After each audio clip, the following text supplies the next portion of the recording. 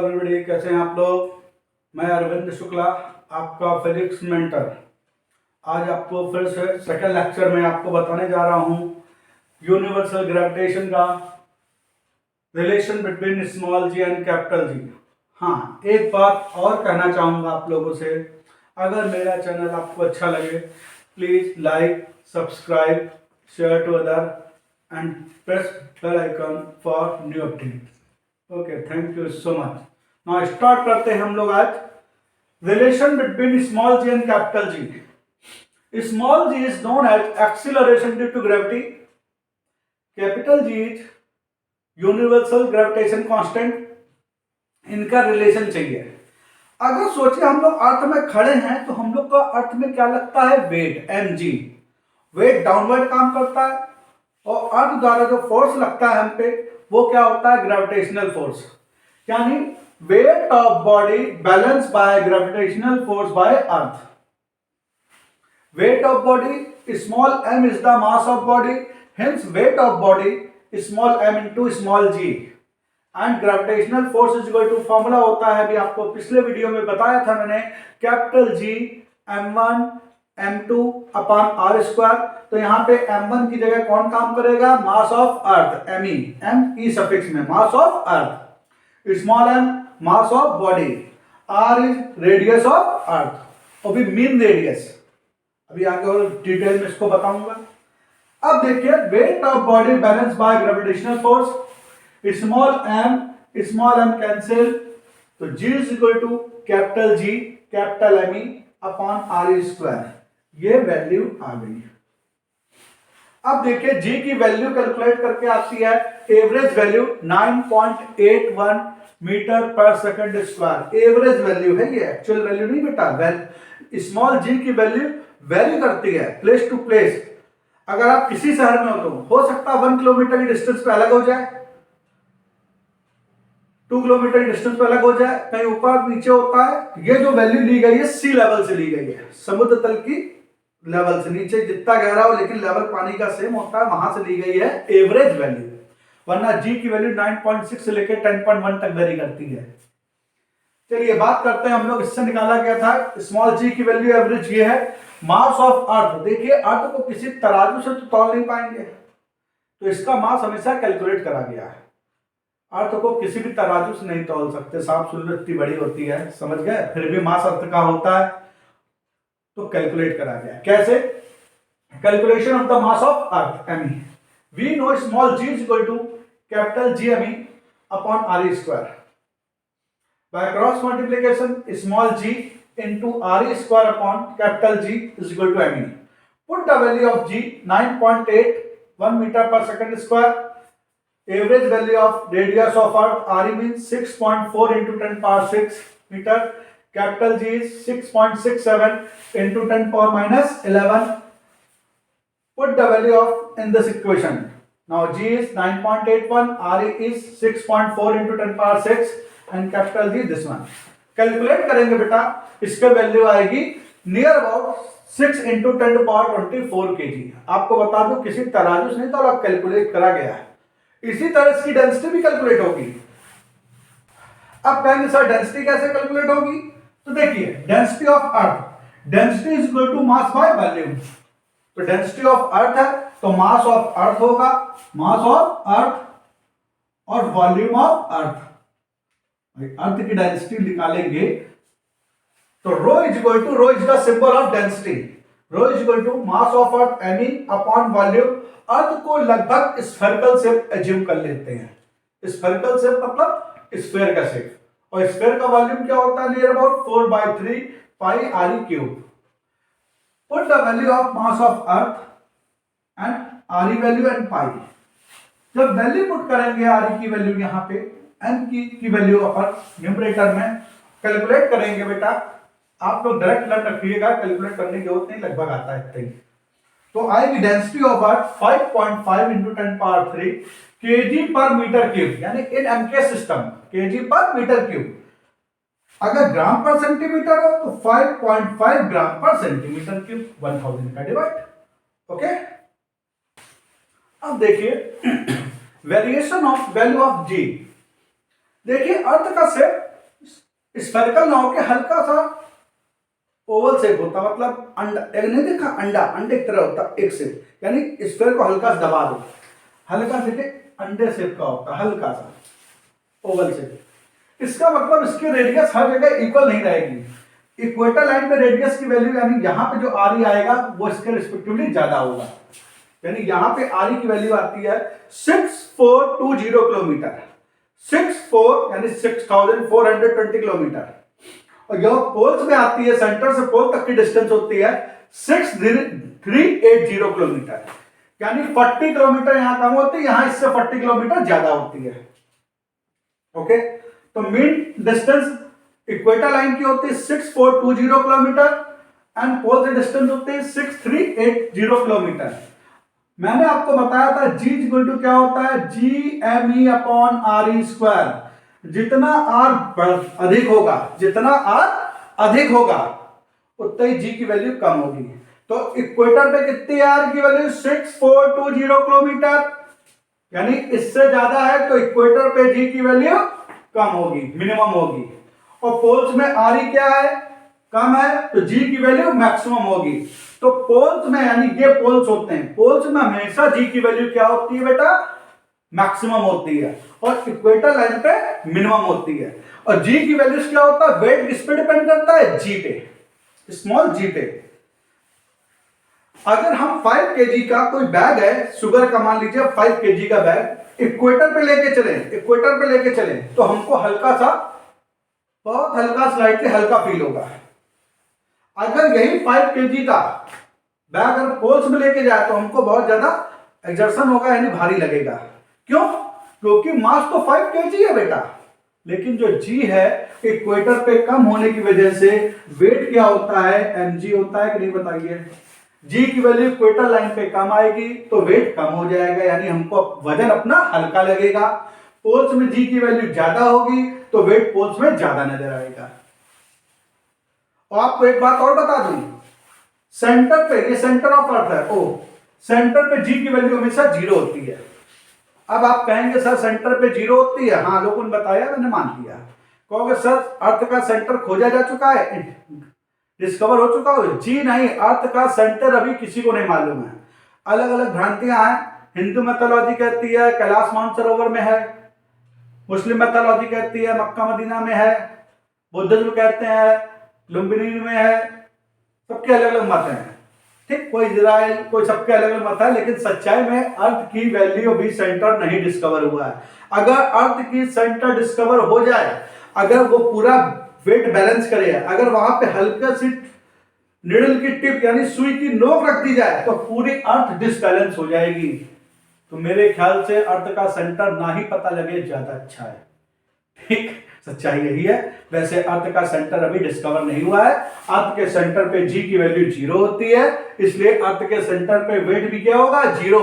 अगर वहां खड़े हो जाए अर्थ के सेंटर पे, डिस्कवर नहीं हुआ है, ध्यान सुनिएगा, अर्थ का सेंटर डिस्कवर नहीं हुआ है, अगर हम वहां पे खड़े हो जाए तो हम वेटलेसनेस, हमको यानी वेट मेरा 0 होगा, क्योंकि वेट क्या होता है, m इंटू जी, और सेंटर पे जी की वैल्यू 0 है तो वेट 0 लगेगा। लेकिन अभी तक अर्थ का सेंटर फाइंड आउट नहीं कर पाए हम लोग। हाँ, पोल्स में 5 केजी का बैग लेके पोल्स में चले, जी की वैल्यू मैक्सिमम होने से, मैक्सिमम कितनी, मोर देन 9.8 होगी पोल्स में जी की वैल्यू, और इक्वेटर पे लेस देन 9.8 होगी, एवरेज वैल्यू 9.8, यानी 9.8 से ज्यादा पोल्स में, 9.8 से कम इक्वेटर पे, यानी वेट हमेशा इक्वेटर पे कम होगा, क्योंकि acceleration due to gravity value minimum होती है। Acceleration due to gravity value maximum at poles, तो वेट पोल्स में ज्यादा होगा। अब दूसरी बात है, एक क्वेश्चन है बहुत पहले पूछा गया था, अगर कोई बियर यानी भालू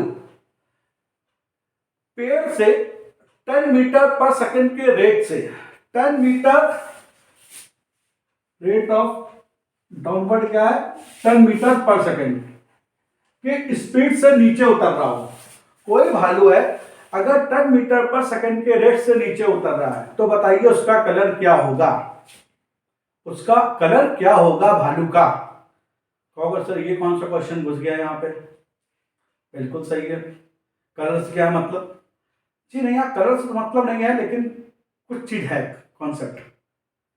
10 मीटर पर सेकंड नहीं बोला है, 10 मीटर पर सेकंड के रेट से, यानी रेट ऑफ 10 मीटर पर सेकंड से नीचे आ रहा है। और रेट ऑफ वेलोसिटी क्या कहलाता है? एक्सीलरेशन। यानी रेट ऑफ स्पीड दी है 10 मीटर पर सेकंड, मतलब एक्सीलरेशन 10 है।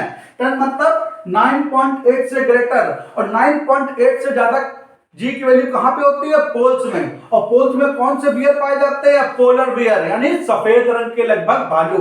क्रेविस ना बोल दीजिएगा, वैसे सफेद चाहे क्रेविस जो बोल लो, ठीक। आप समझ में आ गया क्वेश्चन क्या था? 10 मीटर पर सेकंड के रेट से नीचे आ रहा था, मतलब जी की वैल्यू मोर देन 9.8, मतलब पोल्स में होती है। और पोल्स में बियर का कलर क्या होता है? पोलर बियर होता है व्हाइट कलर। Any problem? खाली मजाक वाला क्वेश्चन था। अच्छा, अब देखिए, अर्थ अपनी एक्सिस को रोटेट करती है तो डे नाइट बनते हैं अपनी एक्सिस में। जैसे सन है, अर्थ ऐसे देखो चल रही है, देखिए ऐसे ऐसे चल रही है, अपनी एक्सिस में घूम रही डे नाइट, और पूरा सन के अराउंड घूमती है, तो क्या बनता है आपको बता दो? ईयर। तो ये देखिए, हम मान लीजिए यहां पे हैं तो यहां पे हैं, ये मेन है इक्वेटर लाइन, इससे एंगल कितना? Lambda angle. और अपनी एक्सिस पे घूम रही है रोटेशन एक्सिस से ओमेगा से। तो एक जनरल फॉर्मूला, वैसे डायरेक्शन होता है लेकिन की जरूरत है नहीं आपको। जी डैश, यहां पे जी की वैल्यू जी डैश है, g dash is equal to g minus R E radius of earth into omega square, यानी एंगुलर स्पीड ऑफ या angular velocity of earth rotation into cos square lambda. Poles के लिए ये value कितनी? Poles ये है ना, तो लैम्डा की वैल्यू 90 ले लेंगे। पोल्स के लिए लैम्डा क्या रख देंगे? अभी पोल्स के लिए 90 रखेंगे बेटा, पोल्स के लिए 90 वैल्यू, लैम्डा की वैल्यू 90 रखेंगे, cos 90 की वैल्यू 0 आएगा। 0 का किसी भी चीज से मल्टीप्लाई करते हैं 0 आता है, तो g की वैल्यू g डैश कितना हो गया? g, यानी मैक्सिमम। g की वैल्यू क्या है पोल्स में? मैक्सिमम, क्योंकि cos 90 की वैल्यू 0, 0 का इससे मल्टीप्लाई 0। अब देखिए इक्वेटर की बात करता हूं, तो lambda is equal to 0, equator पे लैम्डा क्या रखेंगे? सीधा इसी लाइन पे आ जाएगा, लैम्डा यहां पे 0 आएगा। cos 0 की वैल्यू 1, तो g dash is equal to g minus R E omega square into cos 0 की वैल्यू 1 का मल्टीप्लाई करा इतना आया, यानी g में से जब इतना लेस करोगे तब ये g डैश आएगा। आर ई ओमेगा स्क्वायर की वैल्यू g से कम करिए, लेस करिए, माइनस करिए, तब जाके g डैश हुआ, यानी g डैश की वैल्यू g से कम है, g डैश की वैल्यू g से कम है, इसका मतलब मिनिमम एट इक्वेटर। अब क्वेश्चन एक आता है, अगर अर्थ स्टॉप हो जाए, अपनी एक्सिस पे रोटेट करना बंद कर दे, जैसे अर्थ अपनी एक्सिस पे घूमती है, डे नाइट होता है, अर्थ अपनी एक्सिस पे घूमती है बेटा तो डे नाइट होता है। अगर अर्थ अपनी एक्सिस पे घूमना बंद कर दे, मतलब ओमेगा 0 हो जाए, ओमेगा की वैल्यू 0 हो जाए, ओमेगा 0 रखेंगे तो देखिएगा, तो अर्थ की वैल्यू क्या हो जाएगी? यानी एक्सीलरेशन ड्यू टू ग्रेविटी हर जगह पे मैक्सिमम हो जाएगा। कैसे? जी dash g minus R E, omega की वैल्यू बेटा 0, चलिए अच्छा भी ओमेगा लिख दे रहा आपको, omega square cos square lambda, g dash g minus R E, omega की वैल्यू बेटा 0, 0 के किसी भी चीज से मल्टीप्लाई करते हैं क्या आता है? 0, यानी g की वैल्यू क्या आ जाएगी? मैक्सिमम, हर जगह पे मैक्सिमम हो जाएगी g की वैल्यू। अगर अर्थ अपनी एक्सिस पे रोटेट करना बंद कर दे तो g की वैल्यू अर्थ के प्रत्येक सिरे, चाहे इक्वेटर हो चाहे पोल हो, आइदर में भी इक्वेटर और पोल, कोई भी हो, कहीं भी हो, अर्थ की वैल्यू हमेशा जो पोल्स में होती है मैक्सिमम वही रहेगी, अगर अर्थ अपनी एक्सिस पे रोटेट करना बंद कर दे। राइट? अब आता है next point, when going upward from the surface of earth, यानी अर्थ की सरफेस से ऊपर जाएंगे, यानी माउंटेन की ओर, यानी आसमान की ओर, अर्थ की सरफेस पे हम लोग, मान लीजिए हम लोग जैसे हाइट पकड़ेंगे वैसे जी की वैल्यू कम होती जाएगी। हमेशा अर्थ की सरफेस से ऊपर जाएंगे तो भी जी की वैल्यू कम होती है, डाउनवर्ड जाएंगे यानी माइंस की ओर जाएंगे, कोल माइंस की तरफ जाएंगे तो भी कम होगी। कैसे इसको प्रूफ करना है? We take a earth having radius small re, mass me, center of earth is O, A is the surface of earth। हम सरफेस A पे वेट ऑफ बॉडी निकालेंगे। जो वेट ऑफ बॉडी होती है बेटा ग्रेविटेशन फोर्स द्वारा balance होती है, तो वही लिखा है weight of small m mass of body at surface of earth a is equal to, balance why मतलब is equal to gravitational force. तो weight of body small M G is equal to gravitational force capital G, m1 mass of earth, m2 mass of body, mass of small m mass of body upon radius of earth, surface लिया है। एक question first. अब surface से h height ऊपर गया, यहां पे point B पर, कहां का पॉइंट बी पर, तो लिखते हैं weight of m mass of body at h height from the surface of earth is equal to balance by gravitational force. अब यहां पे g की वैल्यू g थी, तो यहां पे g की वैल्यू g डैश हो जाएगी। तो वेट क्या हो जाएगा, तो ऊपर जाने पे g की वैल्यू चेंज होगी। अब ये पता करना चेंज तो होगी, बढ़ेगी कि घटेगी, तो वाजिब में डिक्रीज होगी यानी कम होगी। तो अब नया g आ जाएगा g dash, M G dash is equal to G M E M, और डिस्टेंस कहां से लेंगे, सेंटर से यहां तक की लेंगे। पहले यहां से लेके यहां तक ली थी इसमें, और इसमें लेंगे यहां से लेके यहां तक, यानी R E plus H square. Equation first और second. Equation second is divided by equation first. Equation second is divided by equation first. Small m cancel, gm cancel, we can write as g dash upon g 1 upon re plus h upon whole square upon R E square. हम पूरे को whole square बना के R E plus upon R E plus H upon R E का whole square लिखते हैं बेटा। अब देखिएगा हमने इसको सेपरेट करा, this upon this plus this upon this, this upon this plus this upon this, R E cancel, 1 आ गया बेटा, h plus H upon R E to the whole square. ये देखिएगा 1 की वैल्यू इससे कमी है, इसकी वैल्यू 1 से कम होगी, देख लीजिएगा बाय क्रॉस मल्टीप्लीकेशन जी यहां पे, तो g dash is equal to ji 1 plus H upon R E to the whole square बेटा। तो वाजिब है इस वैल्यू, इसकी वैल्यू 1 अपॉन इसकी वैल्यू लेस देन 1 आएगी, तो जी डैश की वैल्यू जी से कम आएगी। इस ब्याज पे कह सकते हैं if going upward from the surface of earth the value of G decreases. Most important derivation है बेटा ये।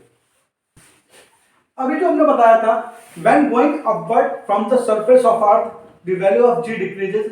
अब है नेक्स्ट है when going downward from the surface of earth, अगर अर्थ की सरफेस से नीचे की ओर यानी ड्रिल करके नीचे की ओर जाएं, हम लोग अर्थ की सरफेस में हैं यानी यहां पे हैं, अर्थ की सरफेस में यहां पे हैं, ड्रिल करके नीचे जाएं, तो अभी रेडियस कितनी है अर्थ की, R E, H height drill करेंगे तब क्या होगा, तो सबसे पहले तो इतना तो वही है, weight of small M mass of body at the surface of earth, यानी ये surface of earth is equal to balance by gravitational force, small M into G weight of body, capital G M E M upon R E square. Small M cancel, इसमें उस तरह नहीं करते हैं, इसमें थोड़ा चेंज करते हैं क्योंकि डेप्थ करके जा रहे हैं ना, तो डेप्थ जाने पे आर ई की वैल्यू कम हो जाएगी, रेडियस कम होती जाएगी। पहले टोटल आर ई थी यहां से यहां तक, अब कितनी बचेगी, आर ई माइनस एच।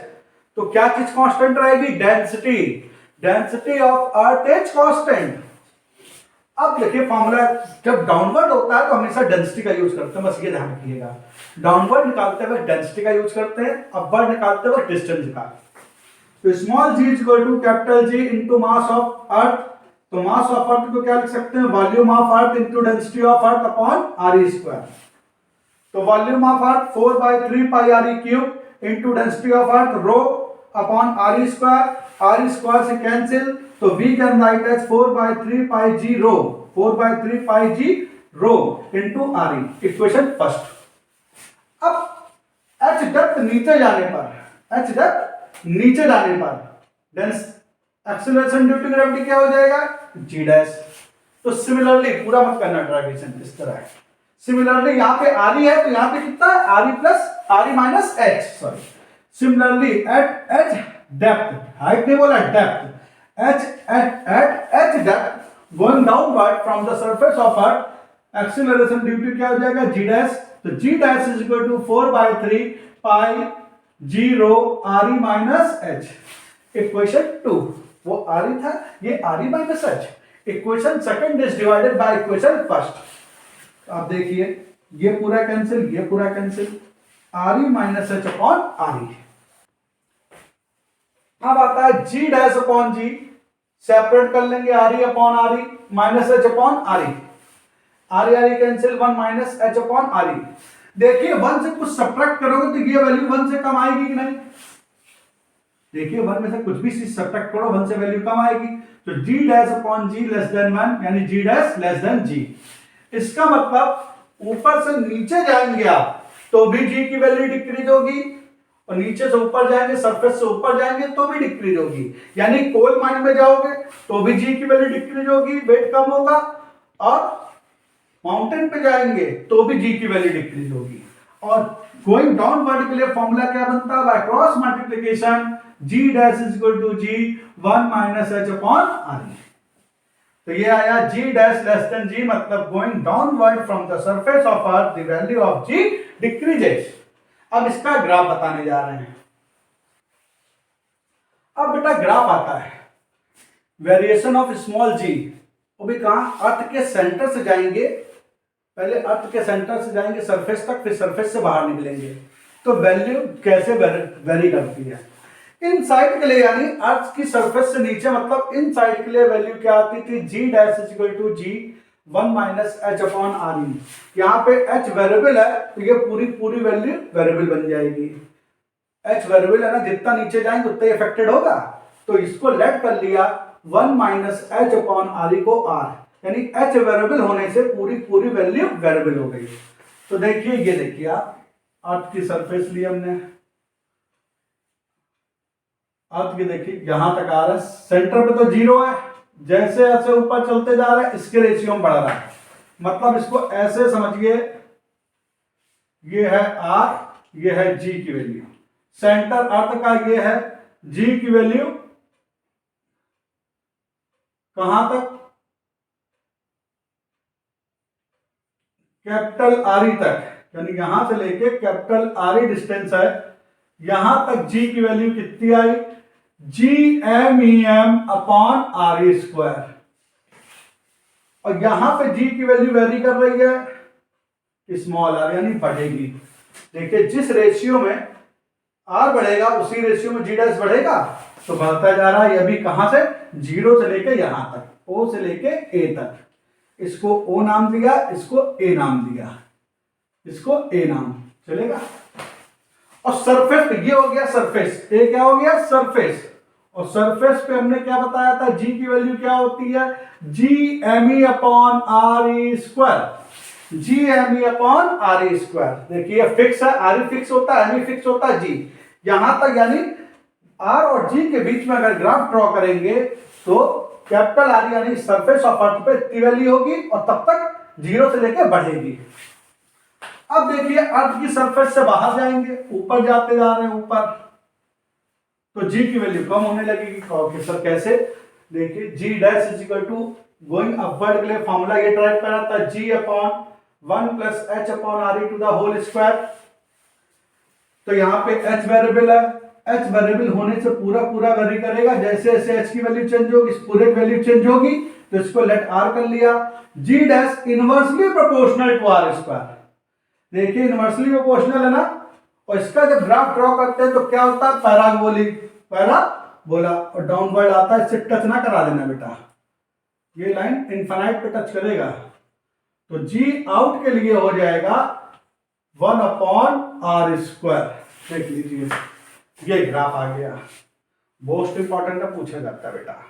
ये जी का वैल्यू कहाँ क्या होती है? सेंटर पे क्या होती है? आप अपने एक्सिस को रोटेट करना बंद कर दे तब क्या होता है? पोल्स में क्या होता है? इक्वेटर लाइन में क्या होती है? जी की अर्थ सरफेस से ऊपर जाते हैं तब जी की वैल्यू क्या वेरी करती है, अर्थ सरफेस से नीचे जाते हैं तब वैल्यू क्या करती है।